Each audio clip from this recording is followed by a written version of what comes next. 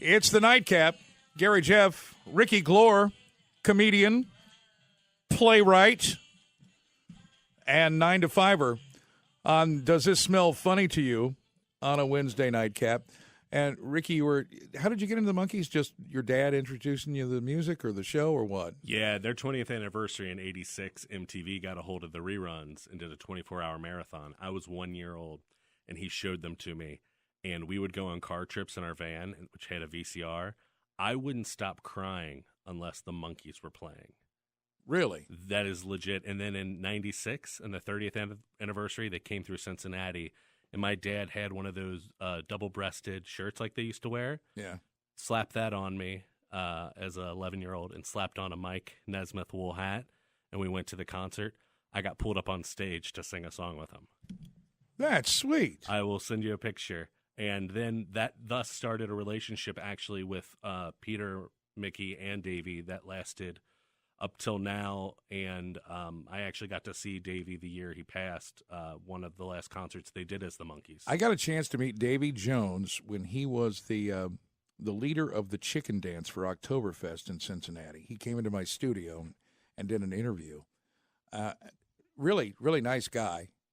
And I'm glad that I got a chance to meet him, before he passed on. So big heart. He'd give the shirt off his back. Right, but you wouldn't be able to wear it because he was so tiny. Well, and as a kid, when Mickey pulled up the microphone, I actually went to Columbus the week later to see them, and they did the same bit, pulled me up on stage, same song. But now they had it routine and planned out, and they pulled out the microphone that was short for an 11-year-old and said, "Oh, you and Davey can share this microphone." Tell me you're not one of those people who believes that the Monkees belong in the Rock and Roll Hall of Fame, are you? Oh, yeah, compared to everybody else that is. Look at the list of, they're pulling not rock and roll artists anymore. No, over Madonna, yes. The Monkees had how many top 40 hits, not alone top 20? They had 3 number 1 hits, and this is, they had television to help, but Last Train to Clarksville charted before the television show even aired. I love that song. Yeah. Absolutely love that song. Just for Voice and Heart alone, and Neil Diamond, as we mentioned before, Carole King, the writers of the Monkees had great writers. Absolutely.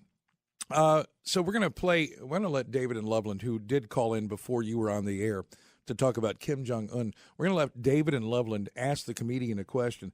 David, do you have a question for the comedian? Yeah. Man, listen to all this stuff. I've got to say, listening to the Monkees, that's my era. I think their best song ever was Sweet Young Thing, sung by Michael Nesmith. I'm sure he knows that. But I want to know where he got his inspiration for Babysitter Massacre, the musical. You weren't listening when he told you. Go ahead and relate the story again, Ricky. The reason why it's called Babysitter Massacre 78, the musical, is that is an homage to Halloween, John Carpenter's film, which came out in 1978 and was originally titled The Babysitter Murders. The play itself is taking off of the urban legend of the babysitter and the man upstairs. The calls coming from inside the house. Right, exactly. So that's When a Stranger Calls. That's Black Christmas with Margot Kidder. So it's influenced a lot by those, and I can't wait for people to see it here. Now, David, you said, hello? Yeah, well, we're here. Go ahead. Okay, you're kind of a horror film aficionado. There That's you a big go. word. Wouldn't Kim Jong be a perfect one? He's uglier than Dracula and Frankenstein. He's the scariest. Now think about alive. David. You bring up a good point, and I want to hear Ricky's answer here. Kim Jong-Un as a horror villain. What do you think? I think that's great. I think you would relegate him to maybe like an Igor position. Maybe there's someone else who's pulling the strings as like a Dr. Frankenstein. Oh, okay. Put him in his place a little bit. He's the one who's got the missiles, and you know where he's going with it. Yeah. So I think one of the best people who ever parodied any of the Kim dynasty is Team America World Police. Oh, yeah. Yeah. They were not Trey happy Parker about that Stone. film at all. Oh, that's so good. Issuing death warrants to Can you the imagine? makers I'm sure he was. It's like Hitler.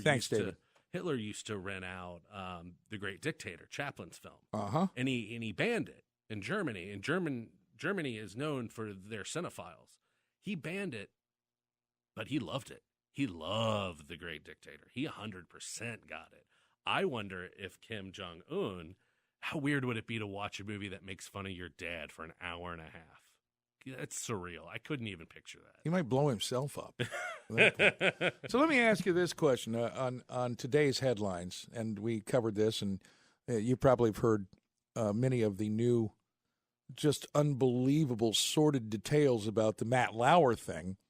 In your 9-to-5 job, let me ask you this question, Ricky. Have you ever given a colleague, especially a female one, a sex toy as a gift with a note about how you want her to use it on her or how you want to use it on her? No, I very much don't even send memos or emails. So having an in-person conversation to that degree. Have you ever had a female employee, someone you worked with, come into your office and you drop your pants showing her your little Ricky and asking her to salute your little Ricky? Little Ricky. Now we're talking about I Love Lucy.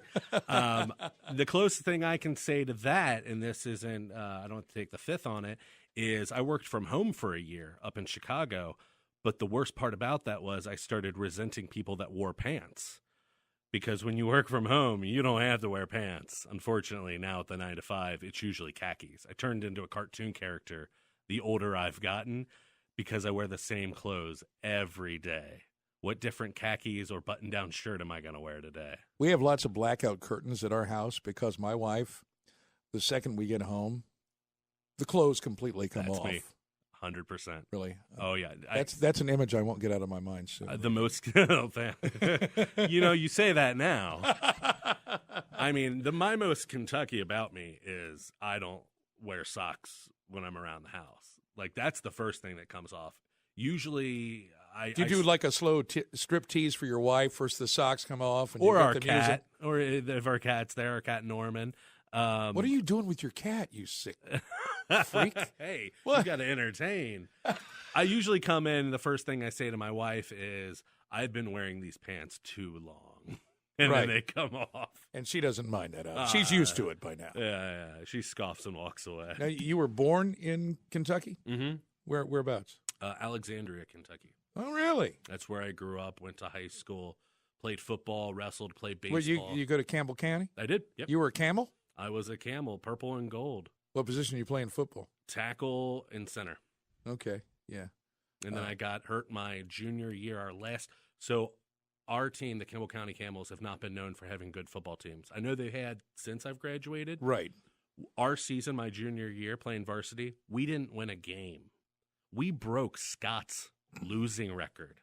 Scott hadn't won a game in like 10 years. So you have a special empathy for the Cleveland Browns this season.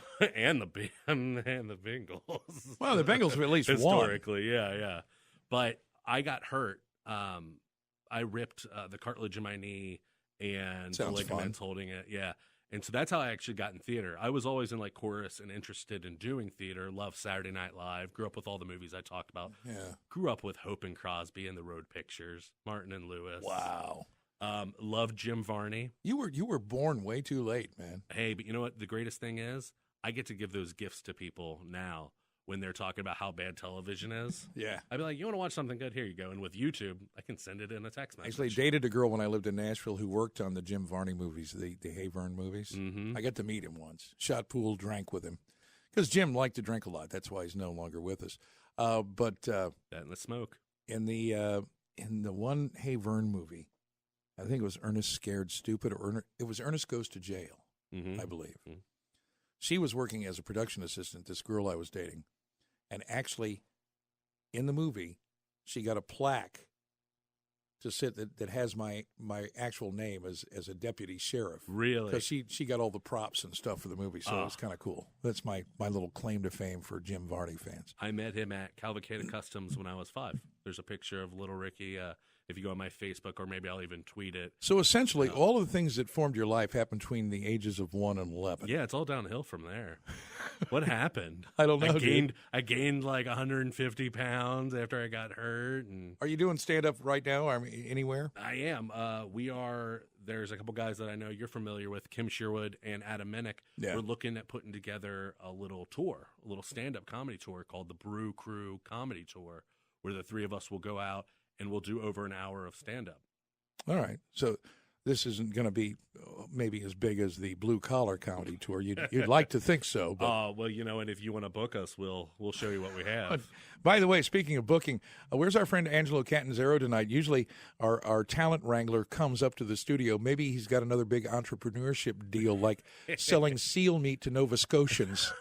Okay. That's Angelo's next big thing, I think. Yeah, when I was talking to him, he hasn't seen my act in a while when I was living here and performing, and he referenced one of my old bits, and I was like, oh, man, I haven't done that in a while. Is it anything you do on the air? Yeah, I mean, it's I used to do a lot of impressions that every comedian does. Right. And so one bit was Sean Connery dramatically reading his favorite 80s song, Safety Dance.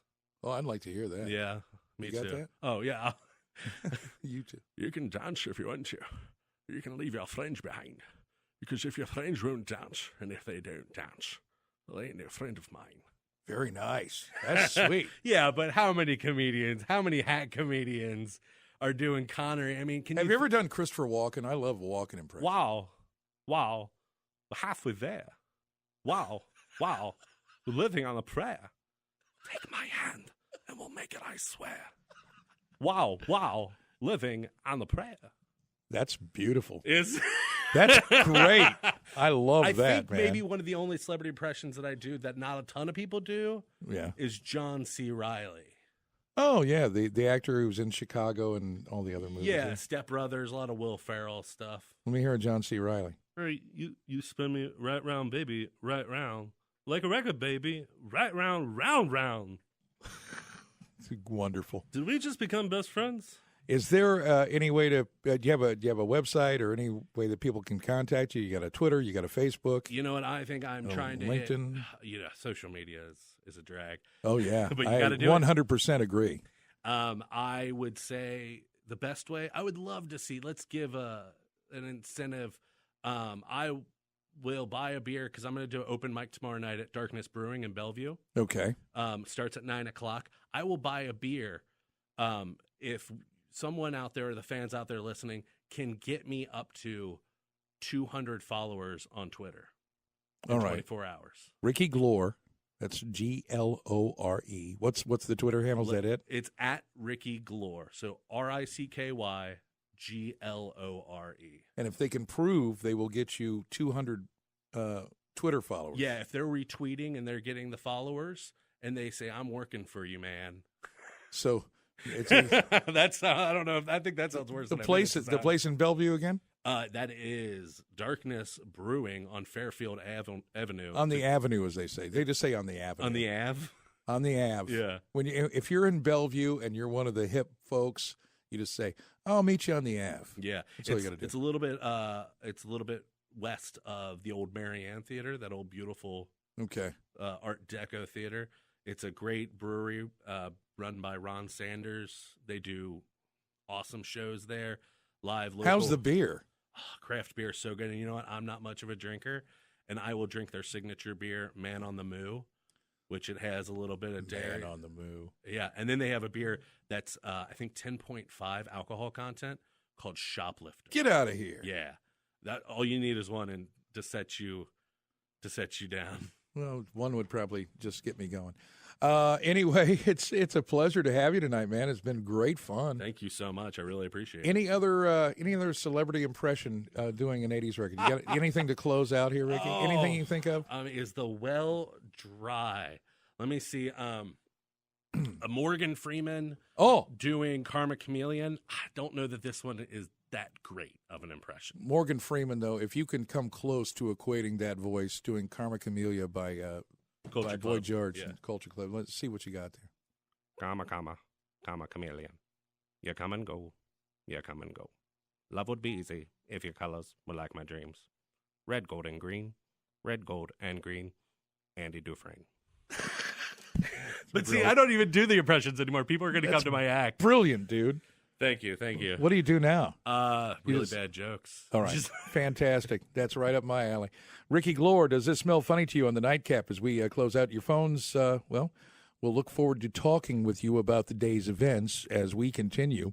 513-749-7000, 1-800-843-2441, pound 700 on AT&T. Christopher Walken doing Living on a Prayer. Love it. Thanks again, man. Thank you. All right. News Radio 700 WLW.